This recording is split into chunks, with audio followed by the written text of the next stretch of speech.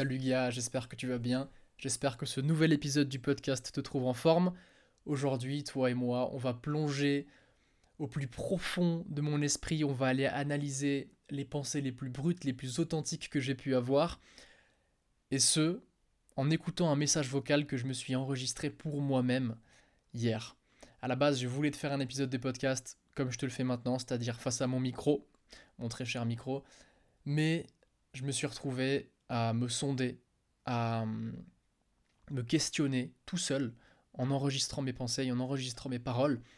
Et aujourd'hui, j'ai envie de te partager ça. Parce que tu le verras, comme tu le sais, je suis dans une période un petit peu chaotique, un peu jonchée d'incertitudes. Je dois prendre des décisions importantes. Et concrètement, ça me travaille beaucoup. Ça me travaille beaucoup et je ne suis pas, comment dire, je ne gère pas cette phase autant bien que ce que j'aimerais le faire. Et je reviens un petit peu sur tout ça dans ce message vocal que je me suis fait à moi-même. Donc je vais te le partager. Malheureusement, je n'ai pas pu télécharger l'audio et te le mettre sous format MP3. Comment dire, d'une façon à ce que tu entendes bien ce que je dis, etc. Malheureusement, je ne peux pas le faire parce qu'il y a un bug dans l'audio, c'est un peu embêtant. Donc ce que je vais faire, c'est que je vais simplement laisser tourner le message vocal et je vais l'enregistrer avec ce même micro. J'ai déjà fait des tests avant, normalement c'est audible, c'est pas la meilleure qualité d'enregistrement que tu vas entendre de ta vie, mais c'est pas grave. Ça m'embête un petit peu, mais c'est pas grave parce qu'honnêtement, ce message vocal qui dure 22 minutes si je ne me trompe pas, est rempli de, est rempli de blancs. Des fois, il y aura quelques petits blancs. Je pense pas que je vais les couper parce que ça fait partie de la réflexion. Et si je suis en train de réfléchir, il y a de fortes chances que toi aussi, ça te permette de réfléchir.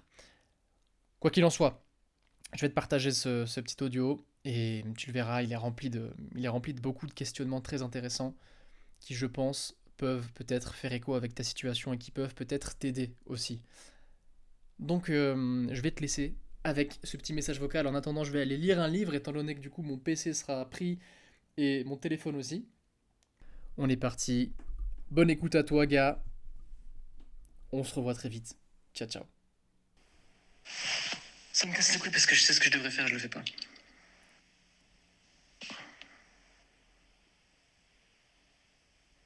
Là, il est midi, j'ai rendez-vous à 12h30 pour aller manger au resto. Dans un resto qui se trouve à peu près à 15 minutes à pied. Je peux y aller à pied, mais j'ai pas envie d'y aller. Je suis un méga flemmard. En fait, ce dilemme, il est débile parce que on s'en bat les couilles. Genre, ça va rien changer fondamentalement, ces petites choses, mais pour quelqu'un comme moi qui maintenant est dans un tourbillon de chaos où il fait plus tout ce qu'il a dit qu'il allait faire, c'est important que de retrouver foi en soi dans des petits moments comme ça. Parce que fondamentalement, ça va rien changer, on s'en bat les couilles, mais c'est une accumulation de petites choses qui fait la différence au final. Je suis rendu dans une situation où même j'aurais jamais pensé que des responsabilités qui impliquaient d'autres personnes pouvaient m'échapper. J'aurais jamais pensé ça. Pourtant, il y a des fois où j'arrive, je suis en retard. Des fois où je réponds au téléphone en retard. Des fois où on a un rendez-vous et je suis en retard. Puis beaucoup moins sérieux, beaucoup moins. En fait, je me prends beaucoup moins au sérieux. Je suis beaucoup moins sérieux avec moi-même ces derniers temps. Et ça va pas. C'est dû à une grande remise en question. Je sais pas exactement ce que je veux faire. Il faut que je prenne une décision, mais je retarde. Je finis de prendre des décisions de merde et au final, je régresse plus qu'autre chose. Et ça, c'est extrêmement frustrant.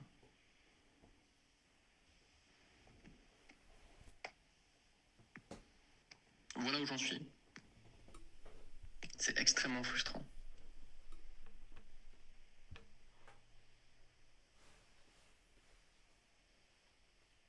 C'est ça le problème en fait.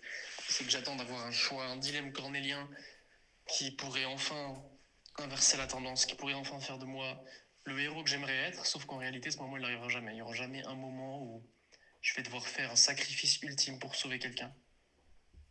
Parce que ce qui compte, c'est pas ce qu'on fait quand on meurt. Ce qui compte, c'est ce qu'on a fait toute notre vie.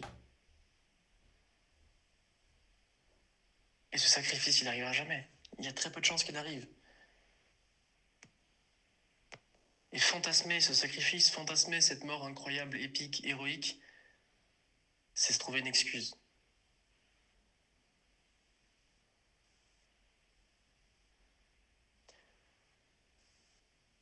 Je pense que je vais pas descendre à pied. pour des raisons pratiques principalement.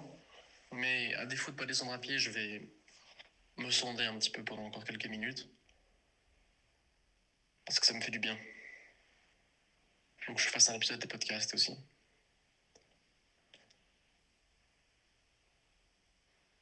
En fait, je me sens vide et je me rends compte que sans objectif, sans quelque chose à poursuivre, je suis une coquille vide en fait. En fait, je me rends compte que toutes mes décisions, quand je n'ai pas un objectif, sont centrées vers le court terme. Comme si, en fait, je me complais dans de la gratification instantanée parce que j'ai pas d'objectif qui me pousse à aller chercher cette gratification différée, qui me pousse à sortir de ma zone de confort. J'ai pas de raison d'être en fait. Alors c'est puissant, on dit comme ça. Bien sûr que j'ai des raisons d'être. Il faut que j'aide mes proches. Il faut que je sois un exemple pour les autres, etc. J'ai plein d'idées, d'objectifs comme ça, mais rien de très concret. J'ai pas une course à préparer, j'ai pas un objectif de CA mensuel à atteindre, j'ai rien en fait. Là, je suis vide. Je suis juste une créature qui attend. Je suis un corps sans âme. Je suis un cadavre. Je suis un cadavre en fait, il n'y a pas d'âme en moi. Je suis juste là. Je regarde des vidéos à la con, je passe des heures et des heures sur mon téléphone, sur YouTube, à regarder des vidéos à la con. Il y a quelques jours, j'avais 10 heures de temps d'écran. 10 heures, c'est énorme. 10 heures, c'est énorme. Et en plus de ça, j'ai eu le droit à la pire des hontes. Et ce qui me fait peur, c'est que j'ai même pas eu honte de moi, en fait. C'était minuit. J'ai 1 heure de temps d'écran sur YouTube. Il était 1 heure. J'ai eu la notification comme quoi j'avais plus de temps d'écran, alors que j'avais même pas commencé la journée. J'avais même pas encore dormi avant d'entamer la journée. Ça, c'est la honte. C'est vraiment la honte. Pourtant, quand j'ai vu la notification, j'ai cliqué sur illimité aujourd'hui. Je m'en fiche.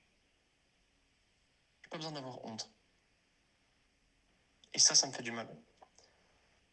Parce que le Léon d'il y a quelque temps, il aurait honte de lui. Et c'est cette honte qui le pousserait à agir, qui le pousserait à devenir bien plus valeureux à ses yeux. Sauf que là, c'est pas le cas. Là, face à une situation qui, dans le passé, m'aurait rendu honteux, je réagis pas. Je réagis pas. Et ça me fait du mal. J'ai plus assez de fierté. J'ai perdu cette fierté qui me poussait à toujours mettre la barre plus haut et toujours évoluer. Et ça peut paraître très dur comme concept de ne pas être fier de soi, d'avoir honte de soi-même. Ça peut paraître comme quelque chose qui est assez péjoratif, sauf qu'en réalité, c'est uniquement dans cette dynamique-là, dans cette volonté d'amélioration. Et peu importe, la volonté d'amélioration peut venir dès lors que tu as honte de toi et que tu veux du changement, ou tout comme si tu étais fier de toi et que tu veux encore aller chercher plus. Peu importe d'où vient la dynamique, ce qui compte, c'est vraiment de vouloir changer, de vouloir s'améliorer, de vouloir devenir meilleur. C'est terrible, parce que quand je regarde une vidéo YouTube, c'est exactement comme quand je peux, par exemple, je sais pas, en fait, faire quelque chose que je sais ne pas être positif pour moi. Et à la fin de cette chose, quand j'ai terminé cette chose, je me rends compte, j'ai un éclair de lucidité, je me dis, punaise, pourquoi j'ai fait ça? Pourquoi j'ai fait ça? J'ai trahi ma parole. Et c'est terrible parce que c'est tellement... Là, je ressens l'envie très forte d'aller sur YouTube et d'aller regarder le type de vidéos que je regarde depuis un moment. Des vidéos sur Minecraft, des vidéos qui ne m'apportent rien. Et j'arrive encore, de par ce manque de fierté, ce manque de sérieux, à trouver des excuses. Oui, mais les vidéos que je regarde, c'est de l'anglais. C'est en anglais, ça parle vite, ça parle bien, j'apprends. Il y a d'autres moyens d'apprendre l'anglais, c'est une excuse. Aucune excuse n'est une bonne excuse. Aucune excuse n'est une bonne excuse.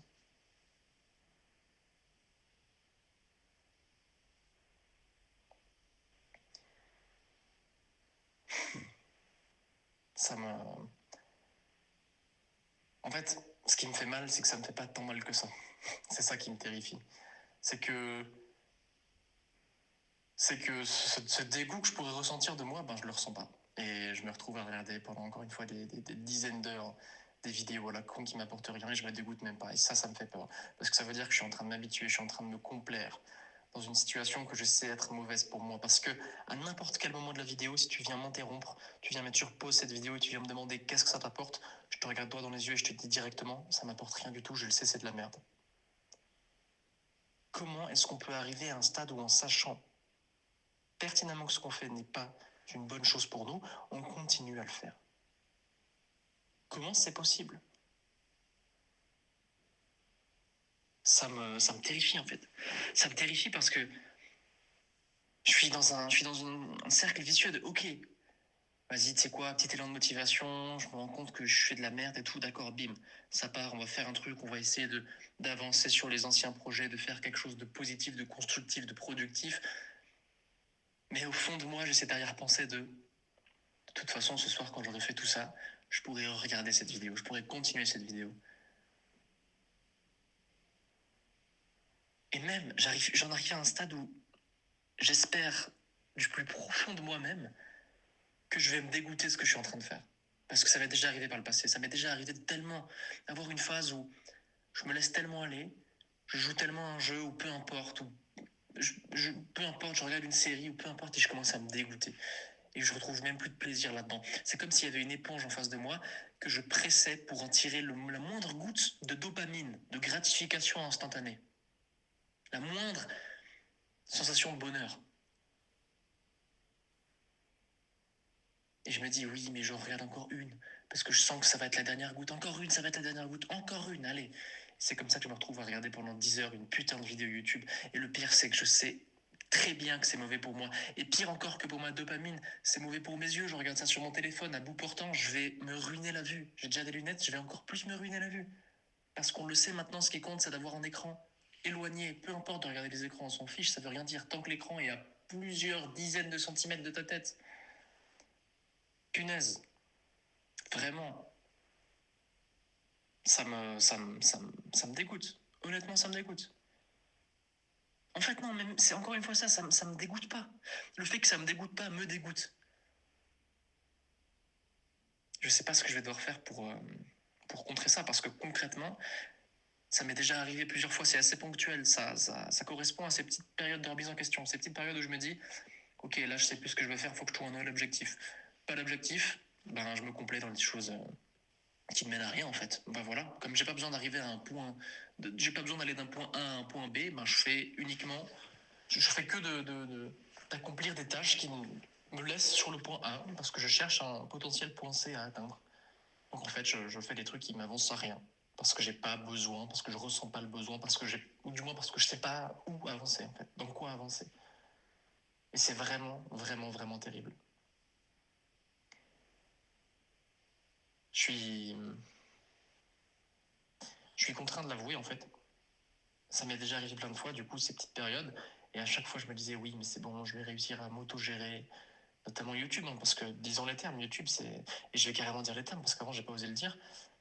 Je me sens tellement comme un con quand je regarde une vidéo que c'est exactement comme quand, en tant que gars, on se reconnaît, tu te branles sur un porno de merde, et à la fin, tu te dis, mais pourquoi j'ai fait ça? Parce que tu sais au fond de toi que c'est une mauvaise chose. Tu sais que ça t'a littéralement avancé à rien, et pourtant tu l'as fait quand même. Et tu savais avant de le faire que ça allait t'avancer à rien, pourtant tu l'as fait quand même. Je sais qu'à regarder la vidéo ne va m'apporter rien du tout dans ma putain de vie, pourtant je le fais quand même. Et on pourrait dire que c'est contextuel, oui, je me permets de regarder un petit film sur Netflix, je me permets de regarder une petite vidéo quand j'ai passé une bonne journée bien productive. Mais la réalité, c'est que si tu continues à maintenir cette habitude de merde, tu vas jamais réussir à passer une journée productive. Et je suis même persuadé que dès lors que tu commences à avoir des journées productives parce que tu as arrêté de regarder ce genre de choses, t'as plus envie de regarder ce genre de choses. Donc en fait, c'est un putain de piège du début à la fin. Ça me fait extrêmement plaisir de regarder des films. J'adore regarder des films. Et c'est d'ailleurs les rares occasions où je me dis, ok, je le fais, je le regarde sans aucun problème vis-à-vis de moi-même parce que je sais que. Parce que j'adore ça en fait. Des fois, il y a des films, ils sont trop cool. Ils sont vraiment cool, c'est de l'art en fait.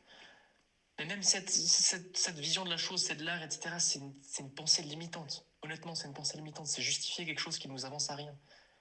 Ou dire oui, mais quand je regarde des films, ça me permet de comprendre la culture des trucs. Non, non, non, non, c'est pas vrai.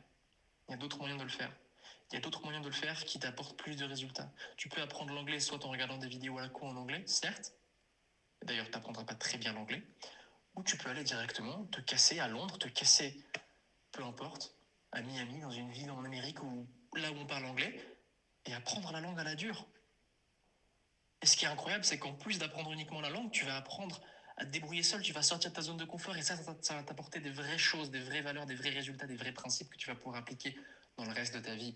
Et tous ces principes, toutes ces valeurs que tu vas animer au travers de ta vie, c'est ça qui va t'apporter le bonheur. C'est quand tu vas te rendre compte que tu es aligné avec ce que tu veux faire, que tu fais ce que tu as dit que tu allais faire et que tu ne fais pas ce que tu as dit que tu n'allais pas faire. C'est ça qui compte réellement. Pourtant, t'arrêtes pas de te dire que oui, Duolingo, ça me permet de... YouTube, ça me permet d'apprendre... Non, c'est pas vrai. C'est pas vrai. Encore une fois, c'est pas vrai. Et au fond de toi, tu le sais. Et c'est un discours bien trop populaire que de se dire, voilà, Netflix, on peut se le permettre quand truc bidule. Ok. Je vais revenir sur une dernière chose parce que on pourrait penser que je suis un psychopathe à penser ce genre de choses. Encore une fois, ça dépend de qu'est-ce que tu veux atteindre dans ta vie. Si avoir un train de vie tranquille, pas avoir de grandes ambitions, te convient totalement, alors pas de souci, tu peux regarder Netflix le soir. Moi, je sais que ce que je veux atteindre. Et encore une fois, je passe pour un clown parce que ce que je veux atteindre, c'est le sommet de la montagne. Pourtant, j'agis comme quelqu'un qui a même pas encore fait le premier pas, qui a même pas encore atteint le premier étage, qui a même pas encore gravi la première marche, en fait. Je rêve de grandes ascensions, de grandes aventures, de grandes épopées. Pourtant, je fous rien. Je suis un spectateur. Ces derniers temps, je suis un spectateur. Je regarde des films incroyables avec des héros, avec plein de valeurs. Je regarde des vidéos où il y a des aventures, il y a des histoires, il y a des retournements de situation, des dénouements, des conflits, plein de choses hyper cool, incroyables. On adore les histoires. J'adore les histoires. On a toujours eu adoré les histoires. Il y a toujours eu des troubadours qui nous racontaient des trucs. Et ça nous faisait trop kiffer. Mais ça me saoule. Ça me saoule parce que je suis en train de me trahir moi-même. Le moi d'il y a quelques années qui était vraiment sérieux, qui était vraiment déterminé à atteindre de grandes choses, ben lui, il voulait qu'on raconte son histoire, il voulait pas lire des histoires. Il voulait pas lire une histoire, il voulait en écrire une. Et il était très bien parti. Et peut-être que la phase que je suis en train de traverser, ça va juste être un obstacle en plus dans mon histoire que je vais devoir surmonter. Sauf que j'ai l'impression que ça fait pas mal de temps que je me dis ça. Ça fait quand même pas mal de jours. Ça fait quelques semaines, un peu moins d'un mois que j'ai pris cette décision de mettre sur pause le coaching et de me, entre guillemets, recentrer sur moi-même, essayer de faire des choses qui étaient bonnes pour moi, que je savais être bonnes pour moi, et au final, je me rends compte que je fais tout l'inverse. Au final, je me rends compte que je prenais presque plus soin de moi quand j'avais un objectif très précis, qui me permettait d'évoluer dans une direction, plutôt que maintenant où j'ai pas d'objectif et j'avance pas, en fait. C'est important de choisir un bon objectif, mais c'est surtout très important de se mettre en action, de passer à l'action, parce qu'encore une fois, la clarté que tu recherches se trouve dans l'action que tu ne fais pas. Tu penses qu'il te faut de la clarté pour passer à l'action, mais en réalité, il te faut passer à l'action pour trouver de la clarté.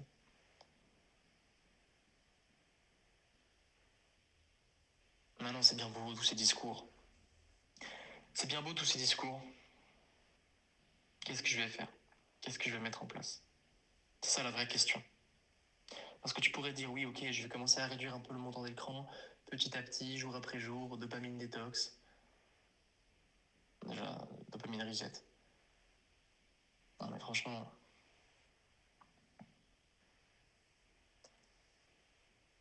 ça me fout les boules. Heureusement qu'il y a encore le sport, qu'il y a encore la muscu, qu'il y a encore la natation, qu'il y a encore la course, parce que sinon je serais une larve en fait. Heureusement que j'arrive encore à prendre soin de mon corps et de ma santé. Mais là, je suis en train de délaisser ma santé mentale.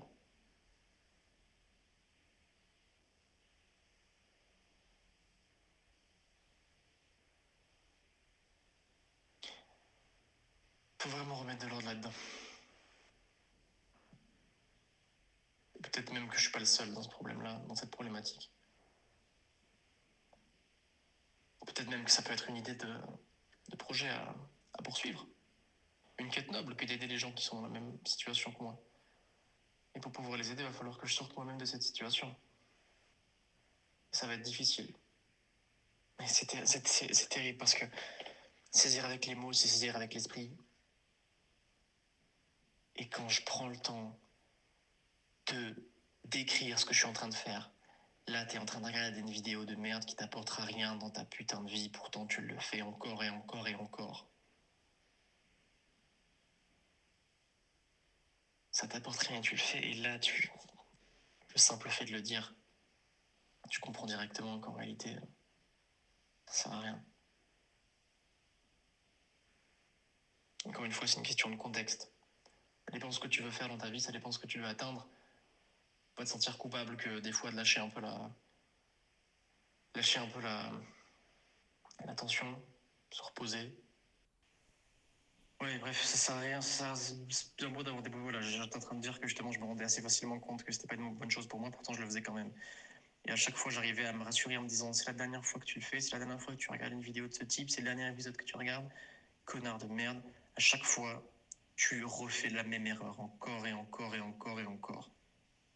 N'est-ce pas la définition de la folie que de répéter une action et d'attendre des résultats différents de cette action que tu fais? En fait, c'est fou à quel point c'est tellement de friction au début avant de rentrer dans l'inertie, avant d'enfin pouvoir être dans.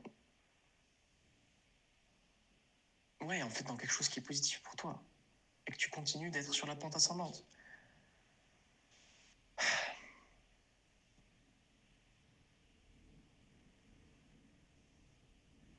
Ce qui est dur, c'est qu'au fond de nous, on sait ce qui est bon pour nous. On sait ce qu'il faut qu'on fasse. Ou du moins, on sait ce qu'il faut qu'on arrête de faire. Ça, c'est certain. Et c'est ça qui nous fait souffrir. C'est la différence entre ce qu'on sait qu'on doit faire et ce qu'on fait. La différence entre ce qu'on veut et ce qu'on fait. Entre nos rêves et nos actions.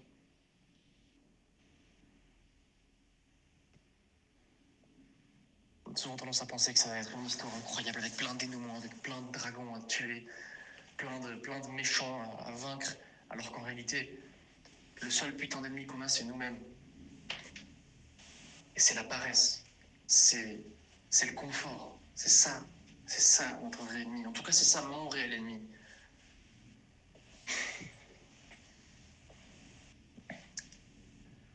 Et le pire, c'est que j'arrive à sortir des beaux discours comme ça, mais que les actions, elles ne suivent pas. Et c'est à moi de trouver une solution. C'est à moi d'agir. Bon, allez. Ça suffit.